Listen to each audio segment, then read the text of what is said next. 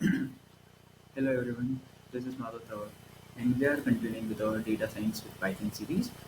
So this is our fourth lecture on data science, and today we are covering topic data preparation phases to model the data. Okay, so what is preparation phases?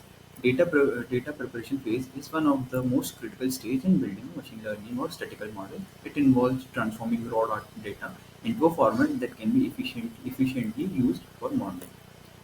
Okay so data preparation phase क्या है? Critical stage है machine learning और statistical model बनाने में। इसमें क्या करते हैं, हम रो डेटा को किसी एक पर्टिकुलर फॉर्मेट में कन्वर्ट कर सकते हैं ताकि हम उसको एफिशिएंटली यूज़ कर सकें मॉडलिंग में। ओके, सो अपना इस यूनिट का अपना फर्स्ट टॉपिक आता है कि how to partition the data in Python by using Python. So partitioning क्या होता है? Partitioning the data involve splitting the data set into training testing sets. That is a critical step in machine learning as it ensures that model are tested on unseen data. सो इस चीज़ को करने के लिए क्या करते हैं, बेसिकली दो से तीन लाइब्रेरीज का यूज़ करते हैं। फर्स्ट हमारी पांडास हो जाती है, सेकंड हमारी एसक्यूएल हो जाती है, और थर्ड हमारी रैंडम हो जाती है। रैंडम एक लाइब्रेरी है जो कि हमें रैंडम वेरिएबल्स या रैंडम चीज़ें सजेस्ट करती है ऑटोमेटिकली। ओके, तो इस चीज़ में हम क्या करते हैं, दो चीज़ों में अपन किसी भी डेटा को डिवाइड करते हैं। पहला होता है ट्रेनिंग डेटा और दूसरा होता है testing data. By default testing data जो है वो हमारा सेकंड पार्ट होता है किसी भी डेटा का, जो और रिमेनिंग पार्ट होता है। ओके, ये कोड मैंने एग्जांपल लिखा है, इसमें हमने अपनी लाइब्रेरीज को इंक्लूड किया। देन हमने अपनी जो भी फाइल है, सीएसवी फाइल है, उसको हमने रीड किया। देन हम क्या कर रहे हैं, एक बैंक ट्रेन और बैंक टेस्ट, दो हमने वेरिएबल्स बनाए जो एक टेस्टिंग डाटा के लिए और एक ट्रेनिंग डेटा के लिए, और उसको हमने स्प्लिट करा है। ब्लैंक बैंक के जो फाइल है वो फाइल का नेम है हमारा। टेस्ट साइज हमने लिया है 0.25, इट मीन्स 25% हमने टेस्ट साइज लिया है, तो बाय डिफॉल्ट 75% हमारा ट्रेनिंग साइज हो जाएगा, और रैंडम स्टेट लिया है हमने इक्वल्स टू 7। ओके, अब हम कंफर्म करने के लिए कि हमारा बड़ा करेक्टली पार्टीशन हुआ है नहीं हुआ डाटा का, तो हम उसका साइज चेक कर रहे हैं। शेप मैंने आपको पहली वीडियोस में बता चुका हूँ, शेप हमको इनिशियल इंडेक्स और फाइनल इंडेक्स किसी भी डेटा का दे देता है, किसी भी वीडियो का दे देता है। ओके, सो सेकंड चीज हमारे लिए क्या आती है, how to balance the training data set in Python. Okay, so if your dataset is imbalanced, that is one class is underrepresented. Balancing the dataset is crucial for improving data model performance. You can use resampling techniques like oversampling or undersampling or generate synthetical samples. Okay, ये एक इस चीज़ में हम क्या करते हैं, हमारा जो दो चीज़ में अपन ने डिवाइड किया है, उसमें से एक चीज़ आता है ट्रेनिंग डेटा। उसमें हम हमारे पास सैंपल्स होते हैं, और वो कभी कभी होता है कि कुछ सैंपल्स जो एस्टिमेटेड होता है उससे ज़्यादा हो जाते हैं, कम हो जाता है। उस चीज़ को ख़त्म करने के लिए हम दो टेक्निक्स का यूज़ करते हैं।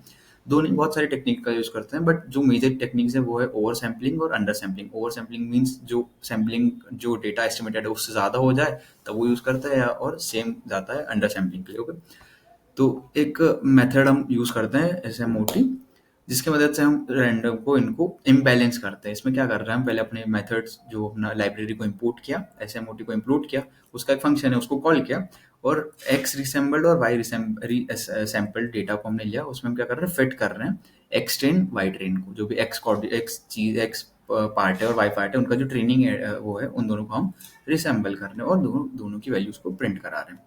ठीक है, थर्ड चीज हमारी आ जाती है how to build CART decision tree using Python. Okay, CART basically क्या होता है, कार्ड होता है हमारा क्लासिफिकेशन एंड रिग्रेशन ट्री। ठीक है, एक ये पॉपुलर टेक्निक एल्गोरिथम है जिसकी मदद से हम रिग्रेसिव टास्क को परफॉर्म करते हैं। ओके, इसको बिल्ड कर कैसे करते हैं, एक एसके लर्न एक लाइब्रेरी है हमारे पास, उसके अंदर एक चीज आती है ट्री, एक फाइल आती है ट्री। बेसिकली वहां से हम डिसीजन ट्री क्लासीफायर को इंपोर्ट करते हैं, एक कार्ट मॉडल नाम का वेरिएबल बनाते हैं, उसमें अपन जो अपना डिसीजन ट्री क्लासिफायर उसकी मदद से एक वैल्यू अपन जनरेट कराते हैं, और वो कार्ट मॉडल में स्टोर करवाते हैं, और उसको फिर फिट करते हैं एक्स ट्रेन और वाई ट्रेन के लिए।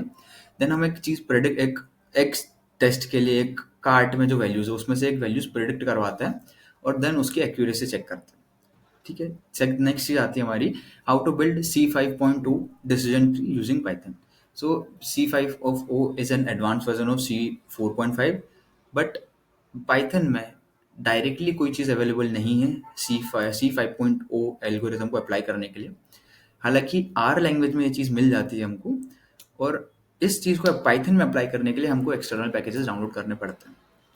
ठीक है। नेक्स्ट चीज़ और लास्ट चीज़ यूनिट की हमारे पास आती है, how to build random forest using Python. तो रैंडम फॉरेस्ट, ठीक है, इसके लिए हमको फिर से एसके लर्न की असेंबल एक लाइब्रेरी है, वहाँ से रैंडम फॉरेस्ट क्लासीफायर को इंपोर्ट करना पड़ता है, numpy को इंपोर्ट करना पड़ता है। Then the random forest command in Python requires a response variable for matter as a one dimensional array, जो कि जो भी वेरिएबल आएगा हमारा रिस्पॉन्स वेरिएबल वो एक वन डायमेंशनल एरे होगी। और numpy का एक कमांड होता है राइवल, उस चीज़ से हम उसको फॉर्मेट करेंगे, क्रिएट करेंगे। देन हम random forest classifier command use करेंगे ताकि हमारा रैंडम फॉरेस्ट बन जाए। So this is all about this video. I will see you guys in the next part of our series. Thank you for watching.